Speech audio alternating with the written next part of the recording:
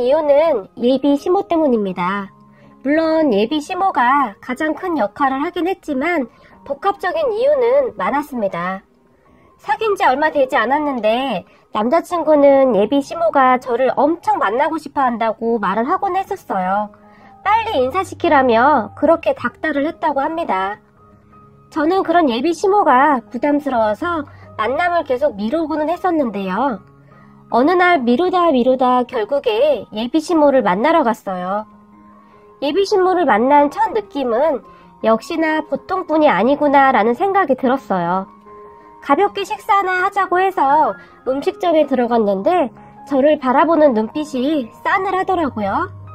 제가 인사를 하고 자리에 앉았는데 얼굴 좀 보자는 거 계속 거절하길래 어떤 사람인가 궁금했어요. 라고 말을 해서 저는 크게 당황을 했지만 내색하지 않으려 그냥 미소를 지어 보였는데 네, 제가 그냥 좀 내성적이라 낯을 조금 가려서요. 라고 말을 했어요. 그랬는데 예비 시모는 내성적인 거 그거 사교성이 떨어진다는 거잖아요. 라며 다시 말을 했어요. 사실 저는 그런 말투 자체가 적응이 안 되더라고요.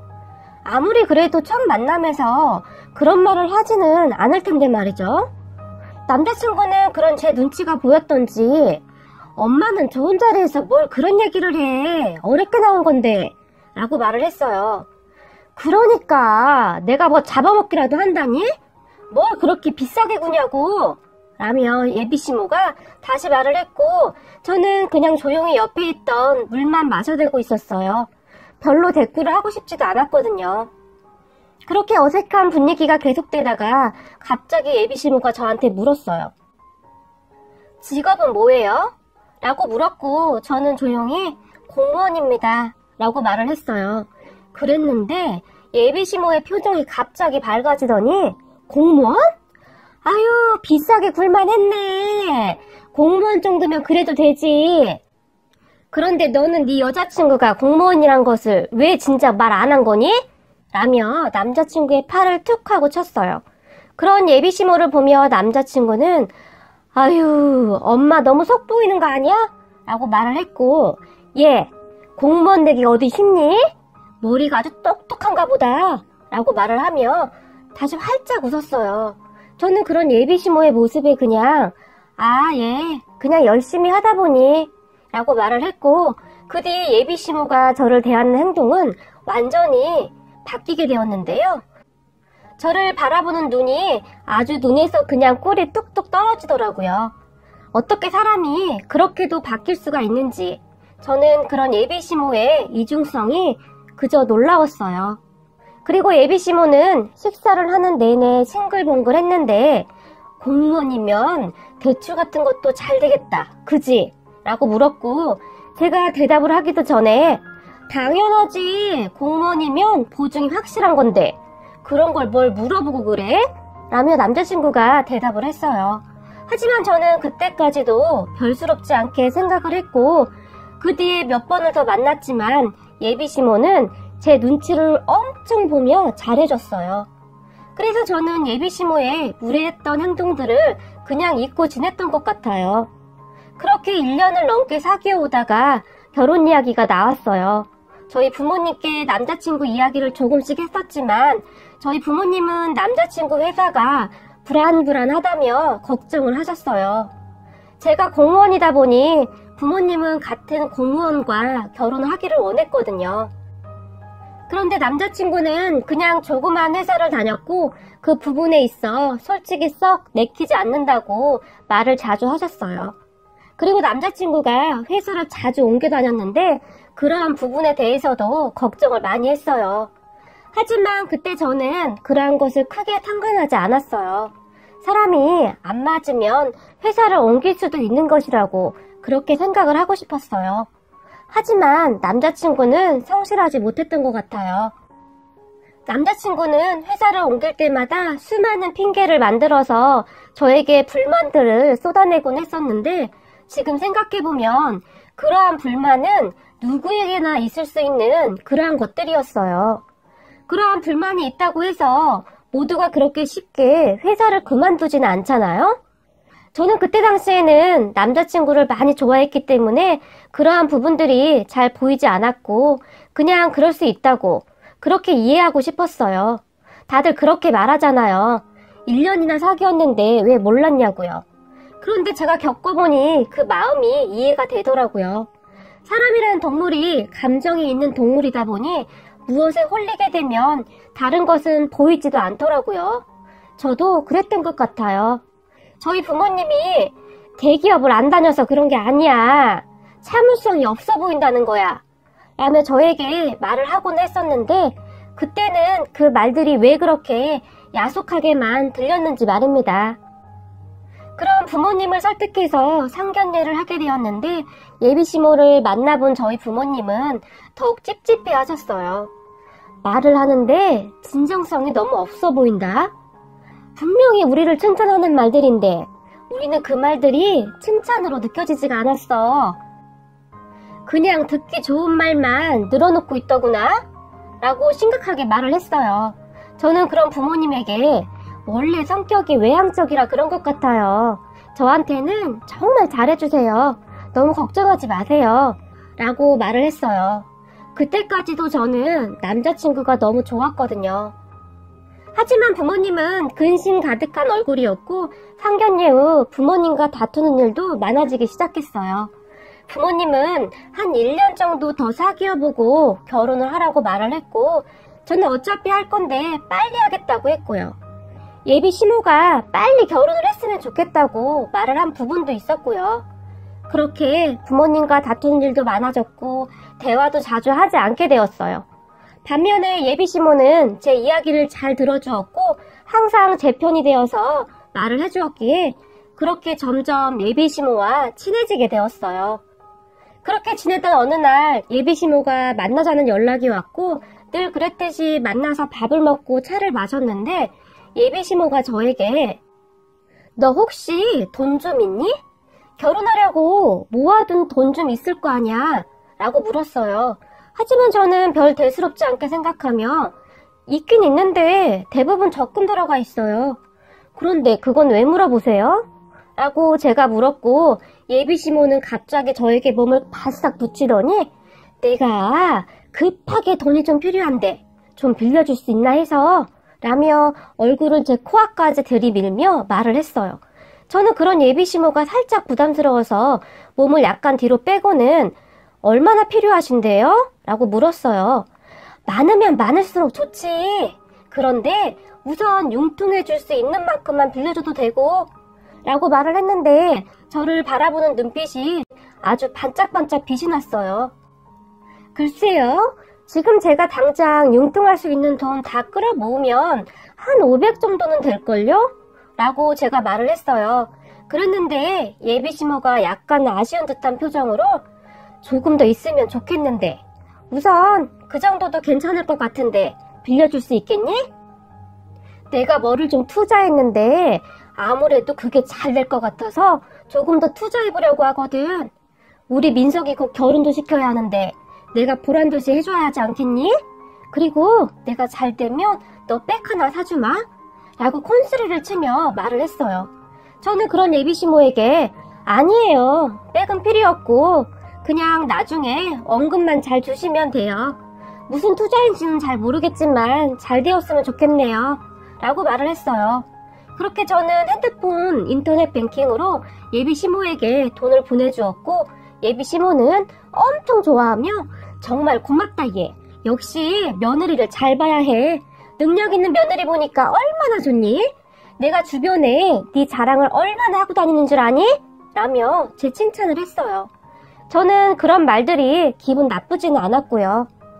그리고 예비 신부는 얘 그런데 말이다.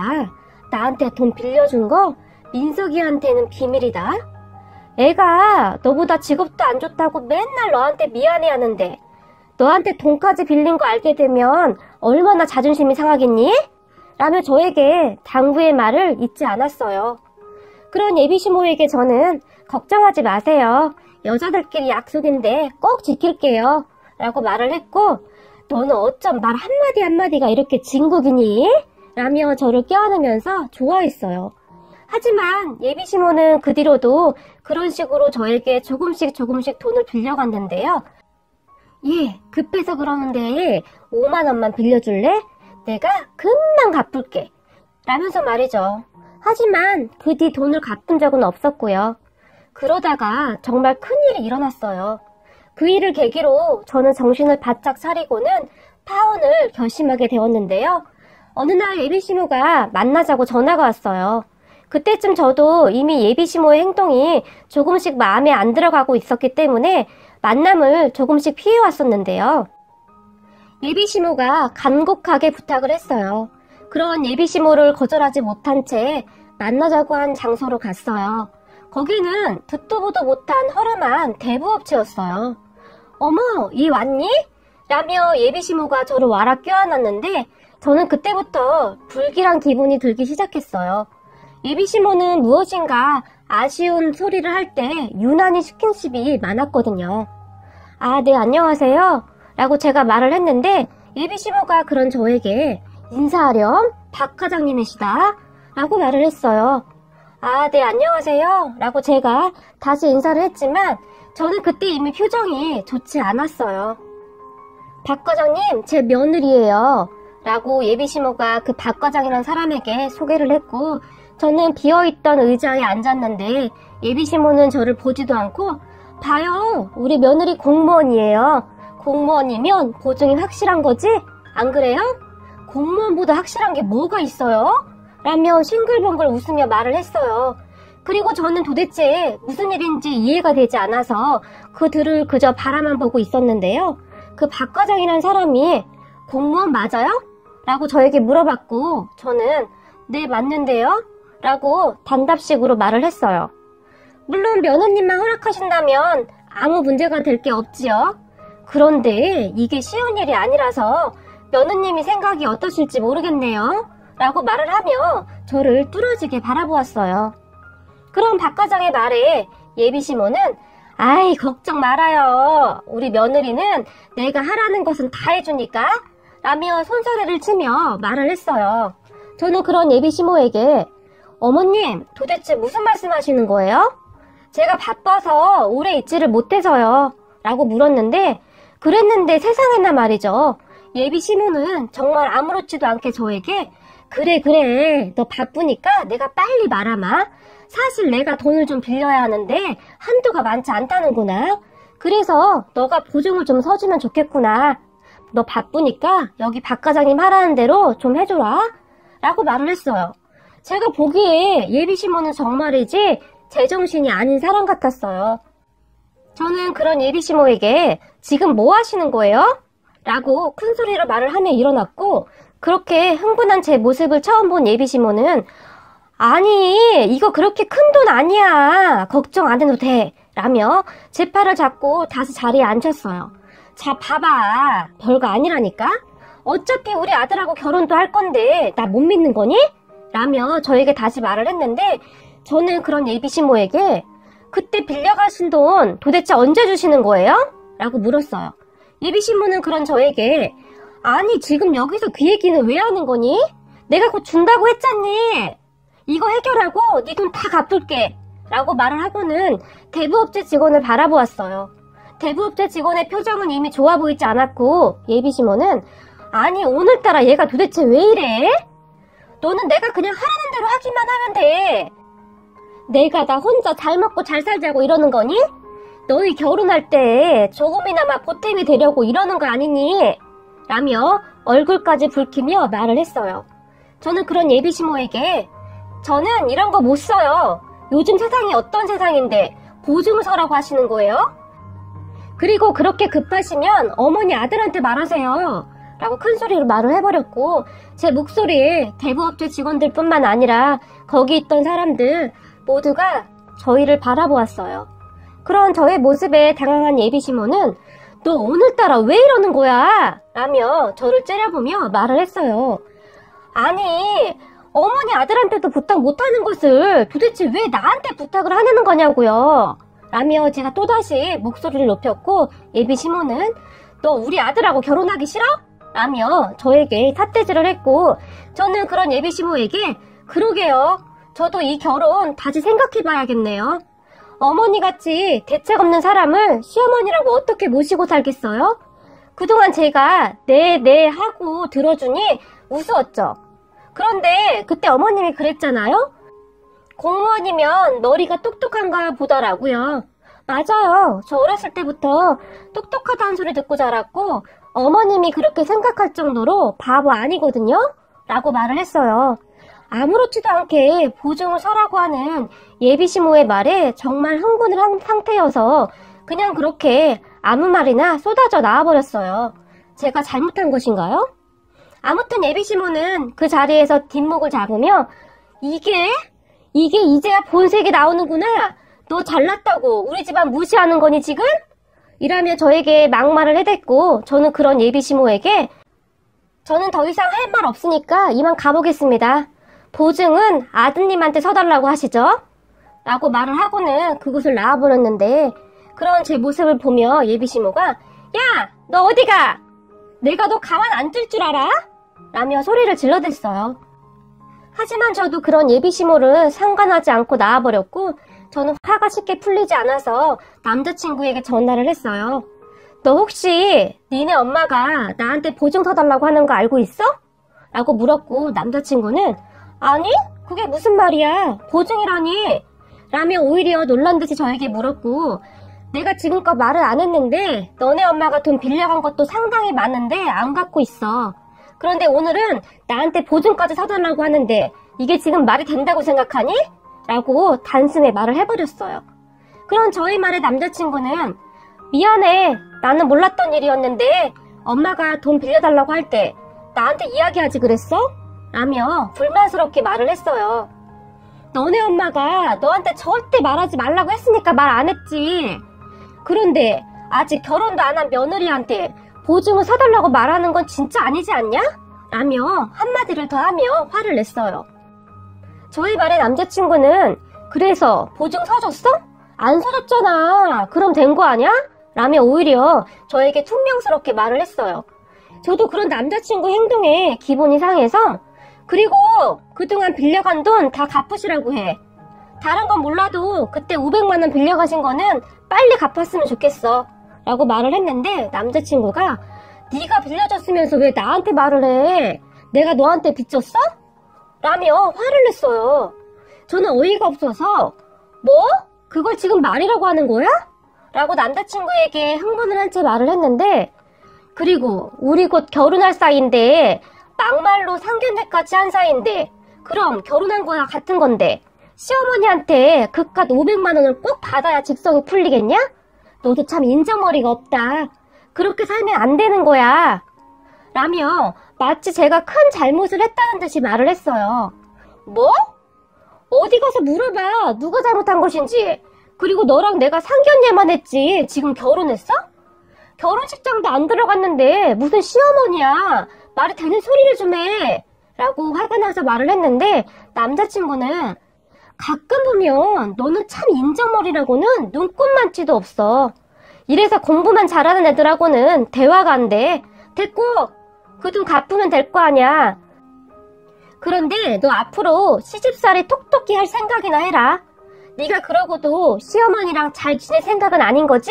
라고 마치 협박하듯이 말을 했어요. 그리고 저도 모르게 한마디가 나와버렸는데 당연하지. 나도 결혼 전에 보증 서달라는 집구석이랑 결혼 못하겠으니 그냥 결혼 없었던 걸로 하자. 진짜 어이없는 집구석이네. 라며 남자친구에게 쏘아붙였고 남자친구는 뭐? 뭐가 어째고 어째?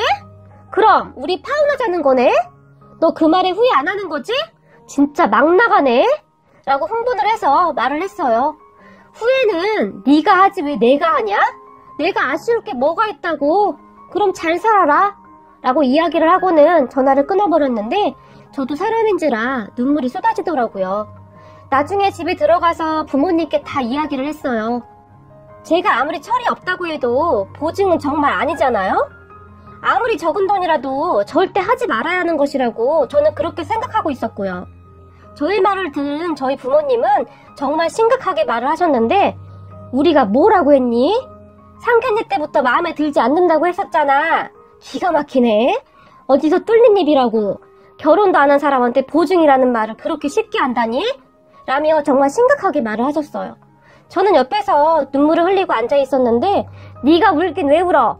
차라리 일찍 알게 되어서 얼마나 다행이니. 네 인생 완전 꼬일 뻔했어 이거사. 눈에 콩깍지가 씌어서는 우리 말을 그렇게 안 들어먹더니 이제라도 정신을 차려서 다행이네 그래도. 라며 말을 했어요. 부모님 말 들어보니 정말 다 맞는 말이더라고요. 그렇게 저희 집은 파혼을 결정했고 제 마음을 다잡으려고 노력하고 있었어요. 제가 마음을 먹긴 했지만 그게 쉬운 일이 결코 아니었거든요. 그런데 얼마 후 남자친구에게 전화가 왔어요. 남자친구는 저와 아무 일도 없었다는 듯이 뭐해? 아직도 화가 안 풀린 거야? 너한테 빌린 돈은 내가 엄마한테 빨리 갚으라고 했으니까 곧 돌려줄 거야. 그런데 아무리 화가 나도 그렇지 말 좀 가려서 하지 그랬어. 라며 남자친구가 말을 했어요. 저는 그런 남자친구에게 너와 더 이상 말하고 싶지도 않고 빨리 돈이나 갚아줘. 우리 부모님께도 다 말씀드렸고 다들 파혼하라고 하시니까 돈만 갚으면 우리는 이제 아무 사이도 아닌 거야. 라고 단호하게 말을 했어요. 뭐야, 너 진짜 파혼하게? 무슨 이런 일로 파혼을 하니? 내가 엄마한테 사과하라고 했어. 그러니까 진정하고 좀 우선 만나자. 내가 집 앞으로 갈게. 라며 다급하게 말을 했지만 아니, 오지 마. 너 만나고 싶지도 않고 너희 엄마와 네 행동에 정이 떨어질 대로 다 떨어져서 진짜 끔찍해. 그러니까 앞으로 서로 얼굴 보는 일 없도록 하자. 라고 말을 하고는 전화를 끊어버렸어요.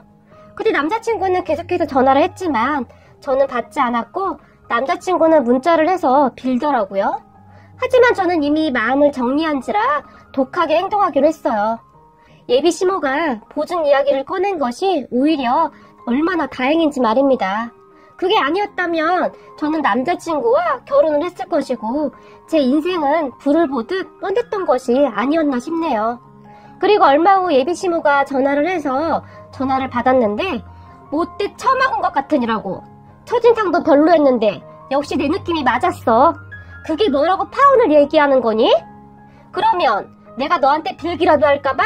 아주 무서운 애구나 너? 라고 말을 했어요. 그래서 저도 한마디 했습니다. 다음에 며느리감 들어오면 연기를 더욱 철저히 하세요. 그리고 돈이나 갚으시죠. 돈을 빌려갔으면 갚아야 하는 것 아닙니까? 무슨 거머리도 아니고 돈을 빌려가면 갚을 생각을 안 해요? 라고 말을 했어요. 헤어지는 마당에 내가 돈을 왜 갚니? 네가 한번 받아내봐라. 라며 웃더라고요. 그래서 저는 저를 너무 만만하게 보셨네요. 저 그렇게 호락호락하지 않거든요. 제가 인터넷 뱅킹으로 보낸 내역이 있으니까 경찰에 신고할게요. 한번 해보시죠. 라고 말하며 같이 웃어줬어요. 사실 그때 당시 웃는 척을 하긴 했지만 저는 조금 무섭기도 하고 그래서 손이 떨리더라고요. 그랬는데 예비 시모가 갑자기 뭐? 경찰서? 경찰에 신고하겠다고? 예, 그건 안 된다. 내가 3일 안에 꼭 갚으마. 그러니까 경찰에 신고만 하지 말아다오. 그래도 우리가 만날 시간이 있는데 너무 야박하게 굴지 말고 내가 너한테 막말한 건 사과할게. 그러니 경찰에 신고는 하지 말아줘. 나 이번에 경찰서 가면 진짜 큰일 나. 라고 말을 했어요. 아니 진짜 이 아줌마는 어쩌면 이렇게 주책바가지일까요? 도대체 무슨 짓을 하고 다니는 것인지 모르겠네요. 그런 예비시모의 말에 저의 마음은 더욱 확고해졌어요. 절대 이 집안하고 엮이면 안 되겠다고요. 그 뒤로도 남자친구는 빌었지만 저는 오히려 마음이 더 굳건해져서 그런 남자친구도 거머리 같다는 생각만 들었어요. 결국 남자친구 엄마는 저에게 돈을 입금해줬고 저는 그 집안 사람들 전화번호 싹 다 차단하고 끝내버렸어요.